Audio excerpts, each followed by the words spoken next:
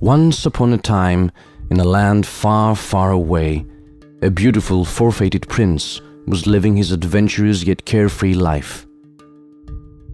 Nobody knew his family, but his elegant ways seemed enough to persuade anyone who met him that had he been more fortunate, he would stand at the top of the world. The prince claimed to be the firstborn son of a wealthy count, living at a castle that he was supposed to inherit someday.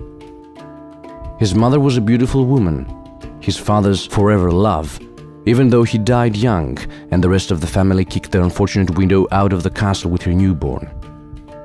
The orphan baby grew up with his mother, who wasn't used to work hard, so she died when he was adolescent.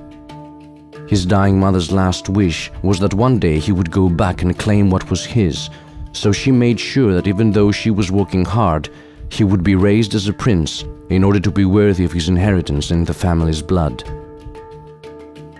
It was a real sad story that made every wishful princess feel sorry for him and provide him with everything in her power so that one day they would both return back to that castle, living there happily ever after.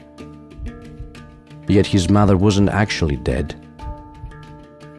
She was hidden at a place, living with her son's leftovers, waiting patiently for the time he would return back to her love's castle and die there wealthy and peacefully.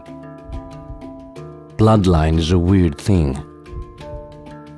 Most of the time we think of it as a straight line, so it's easy to forget that's like little rivers, blending together before they arrive as one at the sea.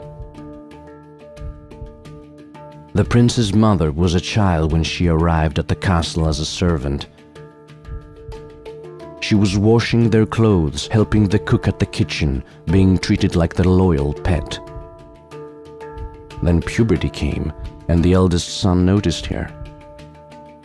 As soon as the family realized that the maid was pregnant, they kicked her away from the castle. And before the illegitimate baby was born, the count was married with a wealthy lady of a noble descent and had several children with her.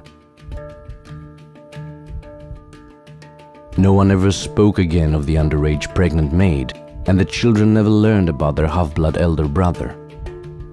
Even though the prince was in fact a half-blood count, he never told anyone that actually he was a bastard son, one of the many throughout history. He would always be an outcast who knew that he was never going back to claim anything from his younger brother, because no matter how well he was dressed or behaved, he still was a bastard son to be hidden and never be proud of. His mother was cruel enough to tell him the full story and then teach him and guide him through her mistakes. They were living at a place where no one had ever seen a royalty. There were wealthy people, but royalties were as common as a flying purple unicorn. So they took his word for granted and felt sorry for his suffering. It was a unique opportunity for him to be his mother's second chance to get wealthy without working for it. At least, not with the meaning that work has for the rest of us. In the end, there was no fear of pregnancy for him to ruin his plans.